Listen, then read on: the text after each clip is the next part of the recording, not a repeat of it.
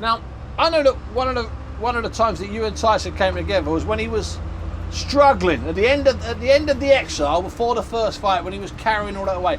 What was your first impression? And I know you'll be honest, when he walked through the gym in whatever it was, late 2017. How did he look? Well, I'd seen him previously, a couple of months earlier in Manchester, and it's not like, I'm not saying we went out on a regular basis, but every now and again I'd bump into him, and he'd always be, I'm going to make the comeback, I'm going to be back in the gym next week, and I used to think, forget the comeback, Tyson, I'm just worried about your health. The size of him, he was big.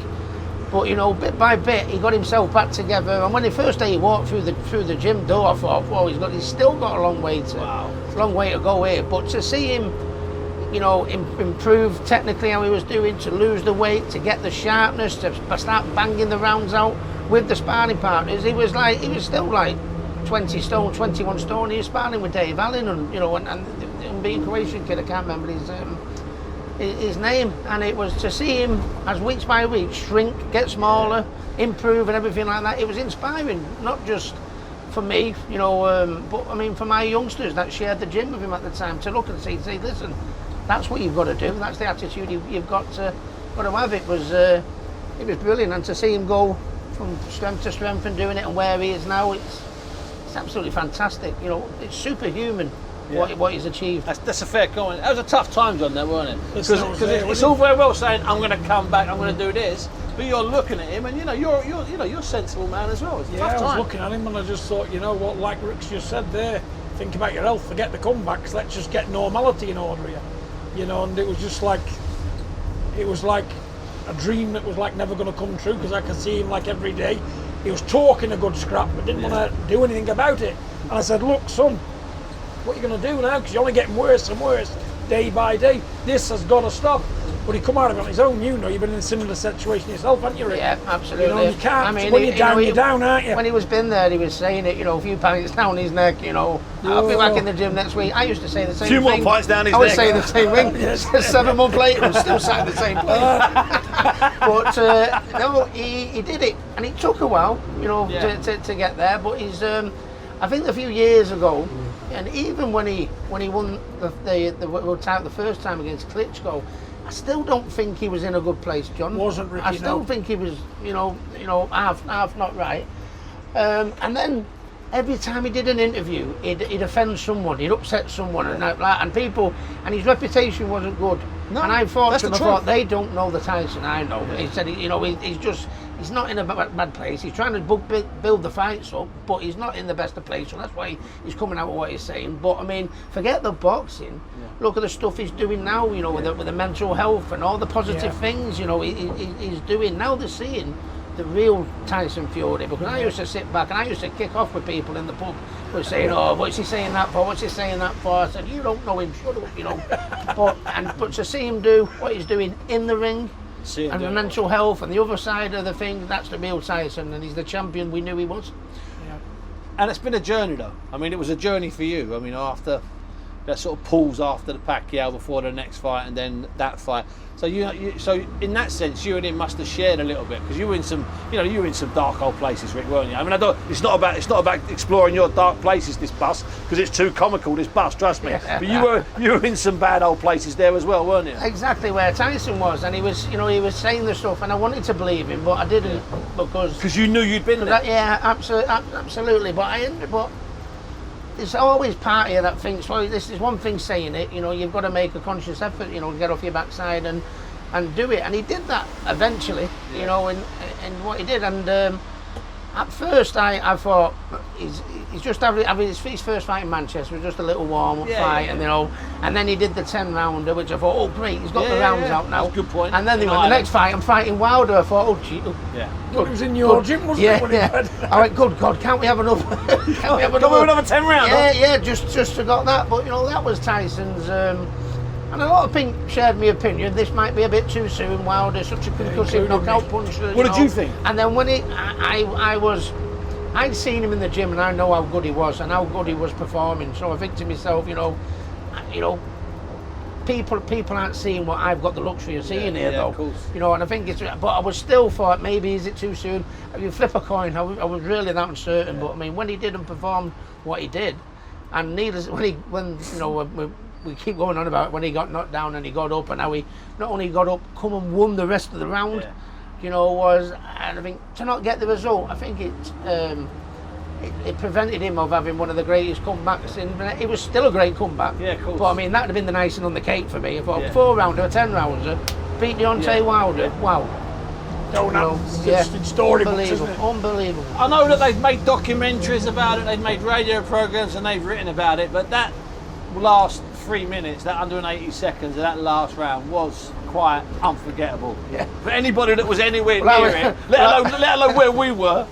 Well, I was more for him, Steve, than Yeah. if he'd have won in the first round. Yeah. Because he's helped so many people outside of boxing what was suffering. Yeah, and like he absolutely. said afterwards, I've got up for every mental health sufferer in the world. And he said, Yeah. when I was down and I was compos mentis, the first thing that come to his head, this is the time to rise, to show people who's in a dark place, they can come to the light.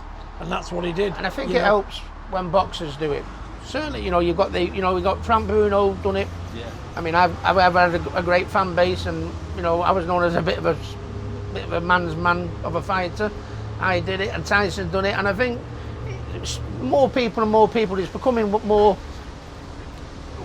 well known about now, isn't it? You know, no one knew about it a few years ago, but everyone knows about it now. Everyone's trying to bang the drum, but I think it makes a slightly bigger impact when boxers say it. Because you're untouchable, you're unbreakable, the you've got no champions, we're supposed emotions. to be the tough guys. Yeah. And that's what I think, and that's why I see it as much as my job, and I'm sure I speak for Tyson, I see it as much as my job as training my lads in the gym today, as banging the gym for that mental health, and more boxers have it than anyone else, because, you know, 9 times out of 10 a boxer retires, you know, it's like, cheers mate, and then on to the next fighter. Forgot about. During that time when he was in your gym, before he has the first fight in Manchester, and then before he goes out to Belfast and has that terrific 10 rounds there, it wasn't a great fight, but it was a great 10 rounds, invaluable. Was he changing? Obviously he was losing a bit of weight, but could you see him focusing even more? Yeah, I think each fight, he did the 4-rounder, and you know, it's still incredible some of the stuff he does, you know, had done in the gym. But even the performance of the 4-rounder, he didn't convince me as his friend, you know, and as a man, you know, I thought, no, I don't know, I'm not too sure about that. But then he went in the gym and he was better again. Wow. In training camp, he was better again. And then he got the 10 rounds under his belt, but again, didn't make me hair stand on end. No, didn't. But in the gym, so then I was thinking, well, Wilder next. Oh, Jesus. But the way he performed, and it's the way he performed in the Wilder fight, the first Wilder fight, I think it's incredible. And it's sort of like, you know, he raised these from the 4-rounder he did to the 10-rounder he did to the Wilder fight. He raised his game because of who he was in with, and he must have thought to himself, you know, that them first two it's not going to be good enough for this fella, and he raised his game, and it was a superhuman performance. But he was getting better in the gym, so I was seeing him in the gym. But then I watched these fights and I thought my head was falling off. I thought I don't know what to make, and you know. Anyway, he proved us out. We didn't have to worry about anything, did we, in the end? But then that's what, you know, you think about it. You thought, oh, he's not convinced me there yet. But then when he did what he did with Wilder in the first fight, wow. And listen, we'll jump over to the fights in 2019, the 2 fights in Las Vegas, because they got him a few rounds and got him a few quid. Let's get it right. And also they kept him busy when he might have been frozen out. Were you surprised? John wasn't, because John picked the round and the punch. In the rematch with Wilder, were you surprised at the way he fought and the way he ended it? Did that shock you, Rick? I was, and a fella, you know, and I thought, you know, sometimes I think to myself, I pretty much know what I'm on about in boxing, to a degree. But you know, for the second performance, I thought to myself, oh, I don't know about him standing there toe to toe with Wilder. I thought I'm not too sure about this. I know he outboxed him, you know, and what he did in that last round to get up and then come back and do what he done, but I don't know about that. He said, you know, do you remember? He said, what the fellow in the pub said, do you remember what was your best night? I went, Costa Zoo. Yeah. Did everyone say you go toe to toe with him? I went, no. He went, oh, what did you do? And when he did, he said, because you took him out of his comfort zone. Yeah. You made him go somewhere he never wanted to go. And you know what? As soon as he said it to me, I thought, God, drunken idiots in the pub know better than me. And it was Bob on, wasn't it? Because I said to everybody, I said, you know, listen, I said, nobody's, you know, had the stand off him. so he could line them up, you know. I said they stood off him, and no one's had the bottle to actually try and get past the danger back and get on his chest and keep the punches short, everything like that. And that was mine and Billy Graham's tactics. Yeah. And he said, you know, I thought you'd have noticed that more than anyone. And I looked down and I kicked myself. I think, you know what, he's bob on. Yeah. He was bob on. And he was. Because you took him into somewhere he'd never been before. That's what it was, wasn't it, John? That's what it's about. Because he was in a comfort zone. Everybody's frightened of his power. It was frightening to get involved with him, push him back. Yeah. You know, and they're half the fighter going back, aren't they? Well, especially with a come forward fighter. I would say, you say frightened, I would say they're being sensible. Because when Ricky starts taking it to Costa Zoo, I'm thinking this is brilliant. It's given us a great fight. It's 2 o'clock in the morning. It's a great event, but it's the wrong thing to do. So after 3 rounds, I'm saying this is brilliant. He's given us the right fight, but it's the wrong thing to do. Yeah, and I know so at the end. I know if you get really deep into boxing, I know, as he's pushing him back on his heels, you know, he takes the, you know, Wilder likes to come forward and wing the big shots in. You take the leverage away from him. Yeah. You get his feet shot can only go that far. And as he's going back, he can't get the leverage. You take the danger. You take the sting out of the punch. He had him on the back foot, but he also had him offset, and he kept him turning. Yeah. And he couldn't get his usual leverage, what he would normally do. Normally, you know, come forward and set himself, but because Tyson was on him, it was like, whoa. Feet kept getting caught together, do you know what I mean? Kept pushing him back on his heels, and it, you know, plus his brain wasn't as quick as his feet either. Because while he was trying to readjust, Tyson had him. Tyson to move again. Tyson's on him. You know what? That's been one of the things from this bus journey, John. I mean, apart from the fact if you go upstairs in Manchester, you get wet. Apart from the fact if you go up little roads where Ricky lives, you can't reverse down them.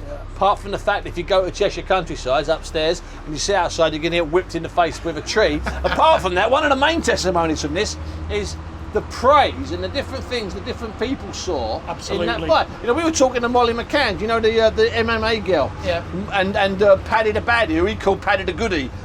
So we had them on up at the top deck a couple of hours ago, or 3 hours ago, when it was sunny. You'd never know, and they were talking about what Tyson did in the rematch, and it's amazing that it's like this testimony to his genius in that rematch. A lot John, of people analysed it properly, didn't they? Yeah, they really like Ricky has, and studied it properly. And I'm amazed. I thought I knew my stuff, but you know, even I got it wrong. Yeah. I did too. He didn't. Well, we worked on the game plan for months. What we had to do. Hours of footage got watched of Wilder, and there was only one way to beat him. You know, and Tyson knew from the 12th round when he got up from that knockdown. He said, "It'd been a 13-round fight, a 15-round, I'd have won." Because he won the next 2 minutes in a round. He said, "I knew I could beat Wilder from the end of that round when I got up." He said, "I couldn't wait to get him in the ring." And the only reason Wilder got Tyson for the second time on a bad performance again, won him when he got cut. So he thought, "I'll cherry pick him again. I can't lose. Here's the time to redeem myself." But what happens? Tyson can raise his game any time, at any moment. And that's like you say. Well, that's what he did. He raised his game, and as I mentioned about the 4-rounder and the 10-rounder, I thought I wasn't convinced, and how he raised it to the Wilder one was incredible. But all the great champions, champions can. Do you know what I mean? When you look at, you know, now he's proved to us he can fight up close. You know, he can move his defence. He can piss him about. He can bully him. He can box off the back foot and make him miss. You know, and when you have someone so tall like Tyson who goes southpaw orthodox, you have one style in your mind. You think that's his style, you know, but it's not.